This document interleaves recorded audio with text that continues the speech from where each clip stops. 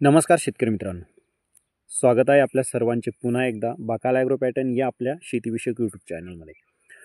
शेतकरी मित्रांनो, मार्च एप्रिलच्या वाढत्या तापमानामध्ये मेथीचे भरघोस उत्पादन कसे काढायचे ते या ठिकाणी मी तुम्हाला लाईव्ह दाखवतोय. शेतकरी मित्रांनो, मेथी हे पीक अतिशय कमी खर्चात आणि कमी वेळात जास्त उत्पादन देणारं पीक आहे. या पिकाला ॲव्हरेज भाव जरी मिळाला तरी हे पीक शेतकऱ्यांना मालामाल करू शकतं. आणि जर हे पीक तेजीत सापडलं तर मात्र या पिकातून शेतकऱ्यांना लॉटरीच लागली म्हणून समजा. मेथी या पालेभाजी पिकाचा दैनंदिन आहारामध्ये मोठ्या प्रमाणात वापर केला जातो, त्यामुळे या पिकाला वर्षभर चांगली मागणी असते. तर शेतकरी मित्रांनो, कधी कधी हे पीक रस्त्यावर फेकून द्यायची वेळ शेतकऱ्यांवर येते, परंतु उन्हाळी हंगामात मेथीला 100% चांगला दर हा मिळतोच. त्याचं कारण म्हणजे मेथी हे पीक थंडीमध्ये येणारं पीक आहे, त्यामुळे उन्हाळ्यात मेथी या पिकाची तापमानामुळे वाढ कमी होते.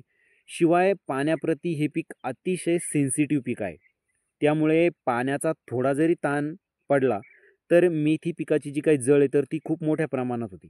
त्यामुळे शेतकरी उन्हाळ्यात या पिकाची लागवड करणे सहसा टाळतात.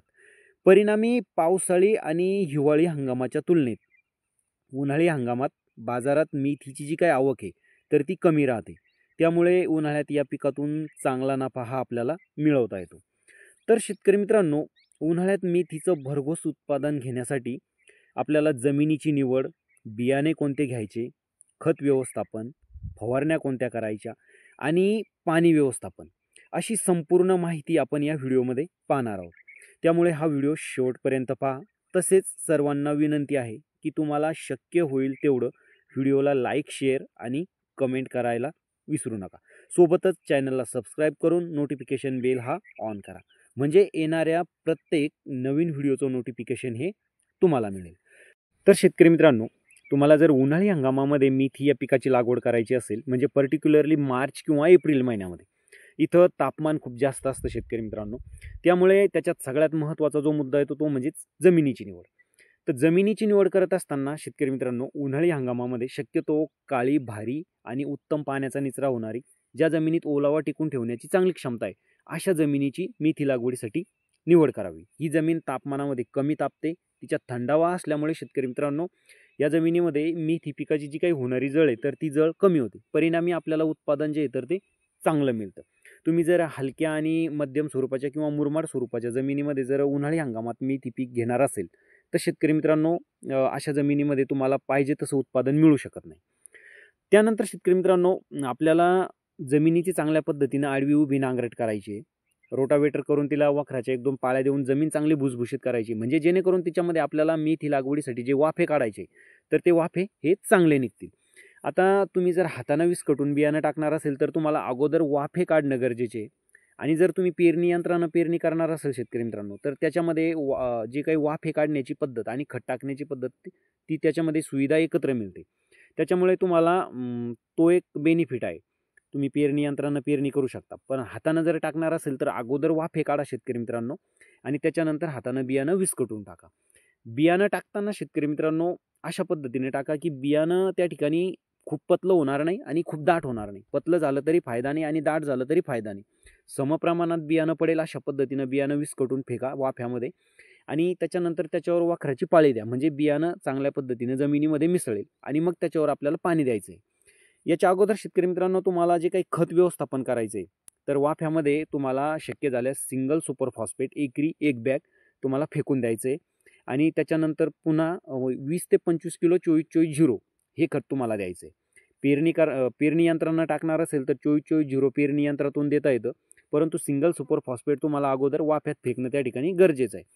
अशा पद्धतीनं तुम्हाला जे काही खत आहे तर ते खताचं व्यवस्थापन करायचं आहे शेतकरी मित्रांनो पेरणीच्या वेळी. त्यानंतर शेतकरी मित्रांनो, पाणी दिल्याच्या नंतर लगेच तुम्हाला जर तण नियंत्रणासाठी तणनाशकाचा वापर करायचा असेल तर शक्यतो 24 तासाच्या आत उगवणपूर्व तणनाशकाचा तुम्ही वापर करू शकता. परंतु उगवणीच्या नंतर शेतकरी मित्रांनो, मेथीच्या पिकामध्ये कोणत्याही प्रकारचं तणनाशक हे तण नियंत्रणासाठी त्या ठिकाणी वापरू नका.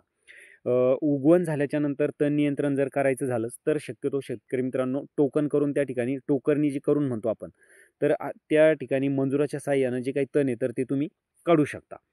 पण तणनाशकाचा वापर शक्यतो उगवण झाल्याच्या नंतर त्या ठिकाणी टाळावा. नंतर शेतकरी मित्रांनो, आपल्याला जे काही फवारण्या वगैरे करायच्या आहे मेथीची चांगल्या पद्धतीनं वाढ होण्यासाठी, मेथी हिरवीगार होण्यासाठी, तर साधारणतः जी पहिली फवारणी आपल्याला काढायची म्हणजे एकच फवारणी करणं आपल्याला त्या ठिकाणी गरजेची आहे. खूप 2-3 फवारण्या मेथीच्या पिकामध्ये गरजेच्या नाही आहे, कारण कमी कालावधीचं पीक आहे. तर पहिली फवारणी आपल्याला काढायची आहे 12 ते 15 दिवसाच्या दरम्यान, म्हणजे उगवण झाल्याच्या नंतर.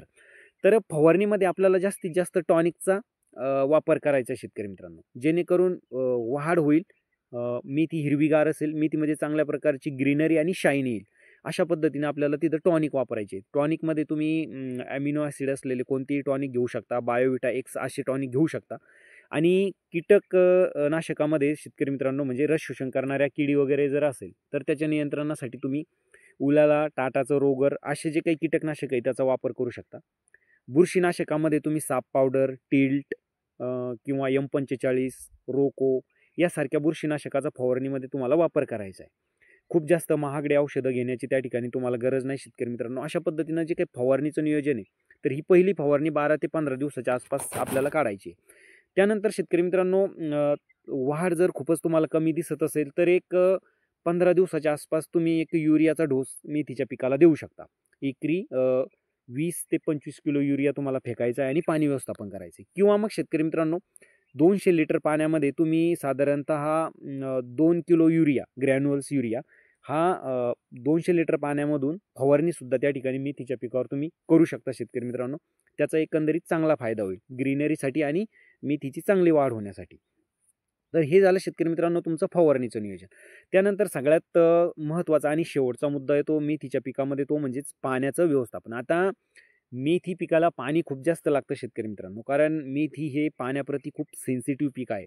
थोडा जरी ताण, मी सुरुवातीला जसं सांगितलं की थोडा जरी ताण पडला तर लगेच या पिकाची त्या ठिकाणी जळ होते. त्याच्यामुळे नियमित 3ऱ्या ते 4थ्या दिवशी तुम्हाला चांगल्या पद्धतीनं पाणी देणं गरजेचं आहे. स्प्रिंकलर असेल, रेन पाईप असेल तर त्यानं पाणी देऊ शकता किंवा पाटपाणी तुम्हाला द्यायचं आहे. तर नियमित 3ऱ्या 4थ्या दिवशी तुम्हाला पाण्याचं व्यवस्थापन करायचं शेतकरी मित्रांनो. पाण्यामध्ये बिलकुल त्या ठिकाणी तुम्हाला मेथीच्या पिकाला ताण पडू द्यायचा नाही आहे.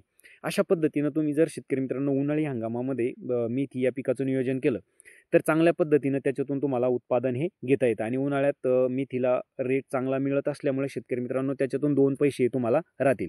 बाकी माझा व्हिडिओ तुम्हाला कसा वाटला शेतकरी मित्रांनो, कमेंटमध्ये तुमची प्रतिक्रिया नक्कीच कळवा. आणि परत एकदा सांगतो, तुम्ही चॅनलला सबस्क्राईब केलं नसेल तर सबस्क्राईब करून घ्या आणि व्हिडिओला लाईक, शेअर आणि कमेंट करायला त्या ठिकाणी विसरू नका. नमस्कार.